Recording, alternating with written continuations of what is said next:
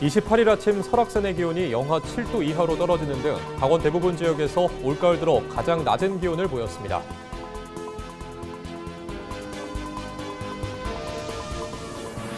국제교통올림픽으로 불리는 2026 강릉 ITS 세계총회가 이제 1년 앞으로 다가왔습니다. 본 행사가 열리는 대회의장 신축 공사는 순조롭게 진행되고 있고 조직위원회도 공식 출범하며 본격적인 준비에 들어갔습니다.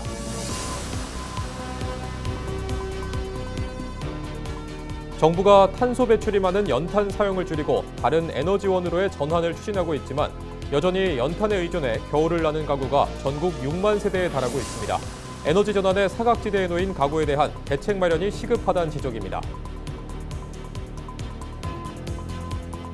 강원특별자치도 교육청은 원주시 무실동 남원주 역세권 개발지구내 초등학교 신설 사업이 교육부 중앙투자심사에서 최종 승인됐다고 밝혔습니다.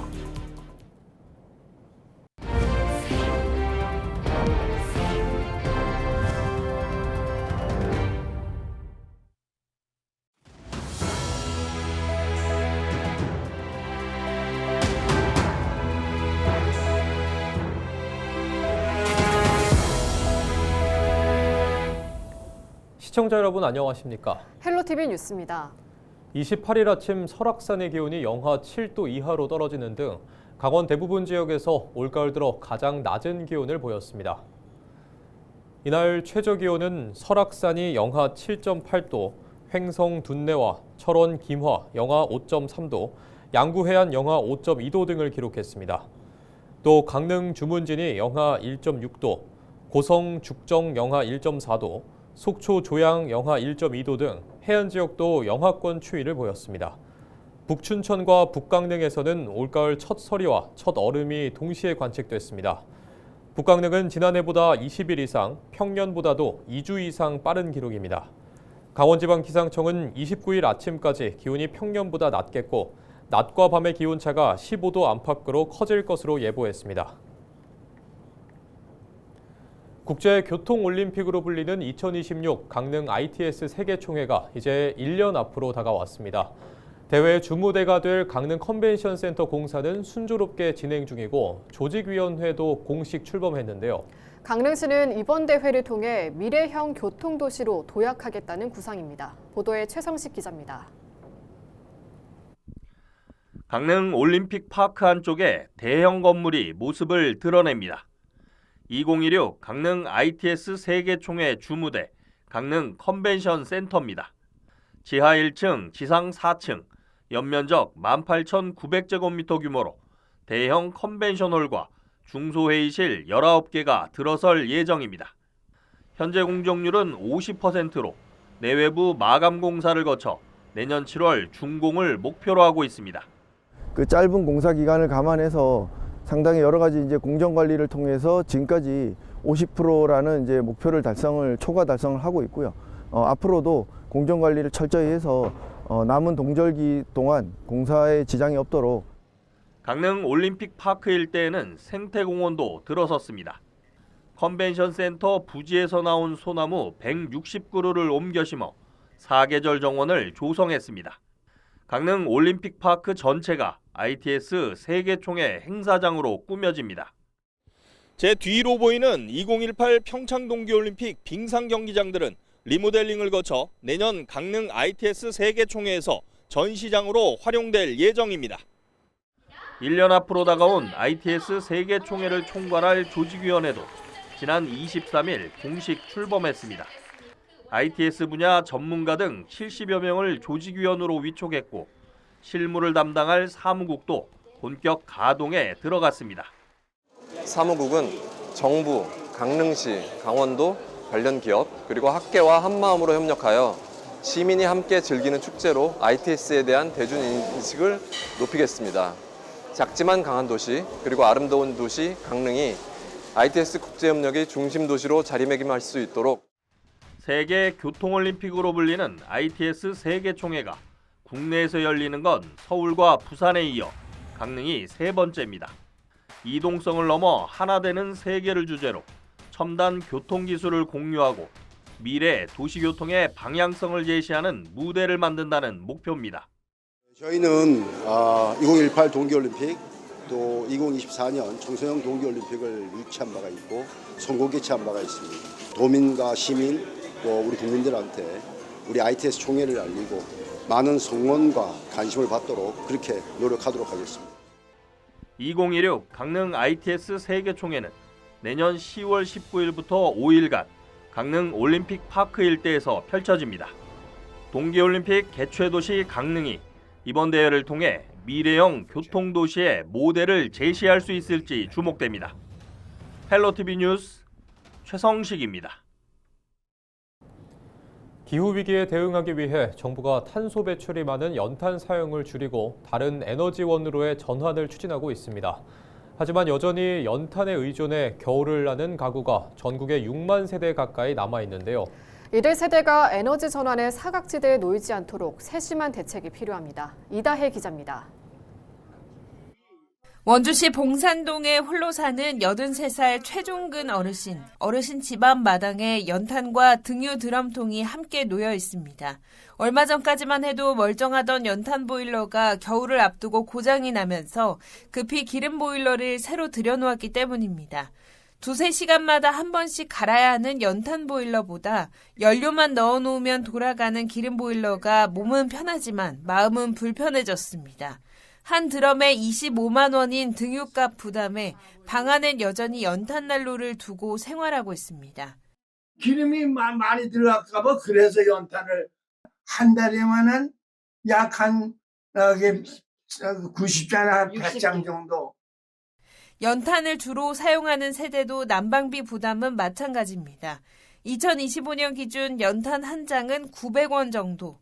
난방이 시작되는 10월부터 3월까지 6개월간 필요한 연탄은 1,000장에 달하는데 지자체가 지원하는 연탄 쿠폰은 절반 정도 구입비에 그칩니다. 기초생활수급자나 차상위 계층 등 정부의 연탄 쿠폰 지원 대상에 포함되지 않는 세대는 매년 겨울 90만 원에 달하는 난방비를 자비로 부담해야 하는 상황입니다. 도시가스나 지역 난방이 공급되지 않는 노후 단독주택들은 연탄이나 등유가 유일한 난방 수단으로 남아 있습니다. 밥상공동체 연탄은행이 지난 6개월간 전국 연탄 사용 가구 실태를 조사한 결과 여전히 59,600여 가구가 연탄으로 겨울을 나는 것으로 나타났습니다. 전국 광역자치단체 가운데서도 강원도가 100가구당 1가구꼴로 연탄 사용 비율이 가장 높습니다. 그러나 지난 8월 열린 대통령 주재 나라 재정 절약 간담회에서는 연탄 생산 보조금과 연탄 쿠폰 지원 제도를 단계적으로 줄이는 방안이 거론됐습니다.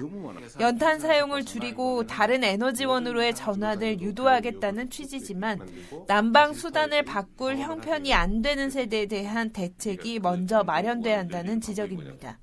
도시가스가 들어가지 않는 고지대 달동네에 대한 도시가스 공급 지원책을 세워야 될 뿐만 아니라 또 그 주거 환경이 열악한 가정들에 대한 이런 열 효율을 차단시키고 만들어가기 위해서는 그런 주거 정책도 좀 만들어 가야 되고. 국가와 지자체가 탄소 중립 목표에 맞게 연탄 사용 가구를 전수조사하고 도시가스 공급망 확충이나 주택 단열 개선비 지원 같은 실질적인 전환 대책이 시급하다는 겁니다. 에너지 전환의 속도만큼 취약계층의 겨울나기를 보장할 세심한 정책이 뒷받침돼야 할 때입니다. 헬로티비 뉴스 이다혜입니다. 강원특별자치도 교육청은 원주시 무실동 남원주 역세권 개발지구 내 초등학교 신설 사업이 교육부 중앙투자심사에서 최종 승인됐다고 밝혔습니다. 가칭 남원주 역세권 초등학교는 원주 무실동 2023번지에 사업비 782억 원을 들여 초등학교 43학급, 병설유치원 3학급 규모로 건립될 예정입니다. 개교 목표는 2030년 3월이며 정원은 초등학생 979명, 유치원생 56명입니다.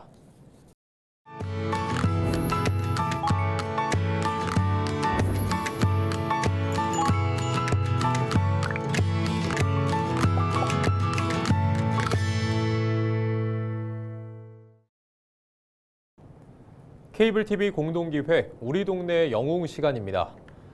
경기 침체가 길어지면서 혼자 사는 어르신 등은 더 힘들기 마련일 텐데요.